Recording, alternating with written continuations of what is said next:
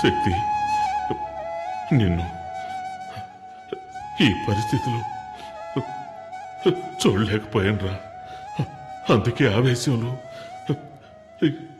ఏం చేయాలో తెలియక కొట్టానురా. నాకు తెలుసు నాన్న, నువ్విక ఇంటికెళ్ళు, అమ్మను బాధపడదని చెప్పు. శక్తి,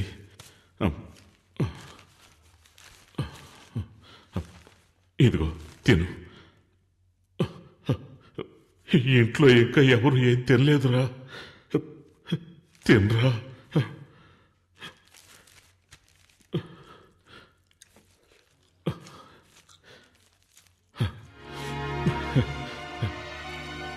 తిను బాబు, మెల్లగా తిను.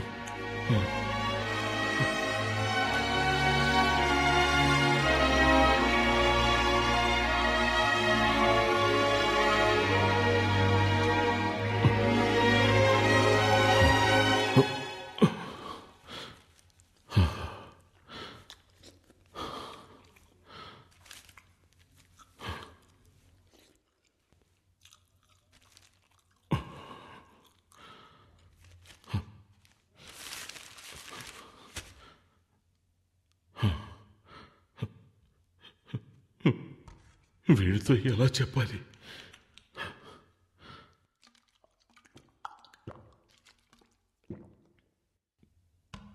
దివ్య వాళ్ళ నాన్నగారు వచ్చారు.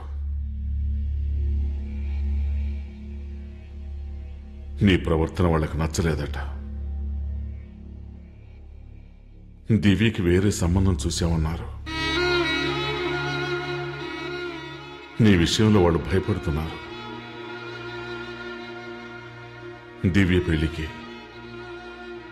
నా కొడుకు వల్ల ఎలాంటి సమస్య రాదని వాళ్ళకి మాటిచ్చానురా.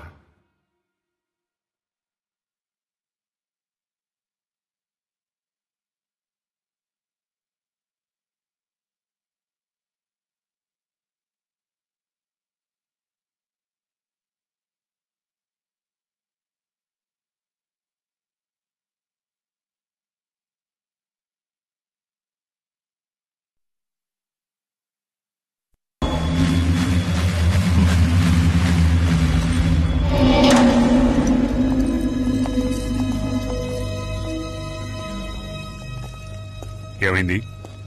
సాక్ష్యం చెప్పడానికి మున్నా భార్య రాలేదు, తప్పుకుంది. కేసు నిలబడదు.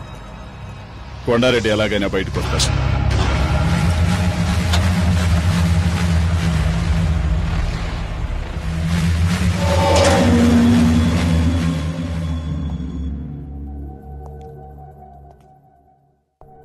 చూడు శక్తి, నువ్వు గనక ఎస్ఐ అయితే పోలీస్ డిపార్ట్మెంట్ మొత్తం నీ వెనకే ఉంటుంది. నువ్వనుకున్నవన్నీ సాధించొచ్చు, కానీ అంతవరకు నీకు కావాల్సింది సేఫ్టీ ప్లేస్. అది ఈ ఊళ్ళో దొరుకుతుందన్న నమ్మకం నాకు లేదు. అందుకని నీ చెప్పేదేంటంటే కొన్నాళ్ల వరకు ఈ ఊరు వదిలేసి రాజమండ్రి వెళ్ళిపో. ఏంటి ఆలోచిస్తున్నావు? మీ నాన్న అభిప్రాయం కూడా ఇదే. రే, నువ్వు ఊరెళ్ళాక ఏం జరిగిందో తెలుసా? రమేష్ గారికి పెళ్లి చూపులు జరిగాయి. వీడు మోహన్ చూసి వాళ్ళు ఊరెళ్ళాక ఉత్తరం రాస్తన్నారు. వీడి టెన్షన్ అయిపోయాడు. ఏ, ఆ అమ్మాయిది పక్కిల్లే కదా. వీడు నచ్చలేదని ఎంత నాజుగ్గా చెప్పారో చూడు.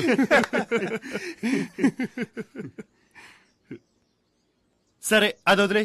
వీడి గురించి ఇంకో మ్యాటర్ చెప్తాను విను. శక్తి, దివ్యరా?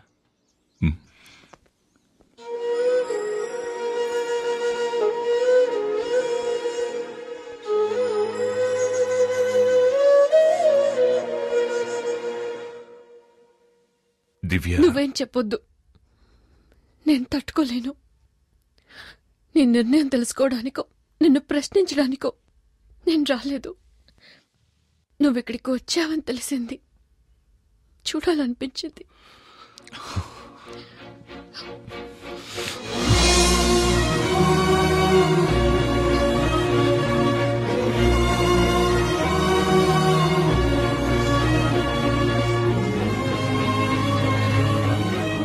నా జీవితాన్ని నిర్ణయించడానికి మీ నాన్నకు గాని మా నాన్నకు గాని అంతేకాదు నీకు కూడా హక్కు లేదు.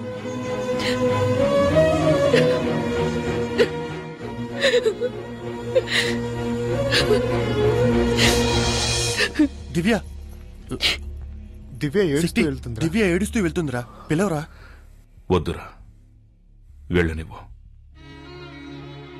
ఇప్పుడు తనని నేను ఓదార్చానంటే ఆ తరువాత జీవితాంతం తను ఏడవడానికి నేనే కారణం అవుతాను. నా జీవితం అంతా నన్ను కాదని జరుగుతుంది. ఇది కూడా అంతే. నేను తన మంచికి ఆలోచించానని ఏదో ఒకరోజు అర్థం చేసుకుంటుంది. ఆ రోజు నన్ను క్షమిస్తుంది.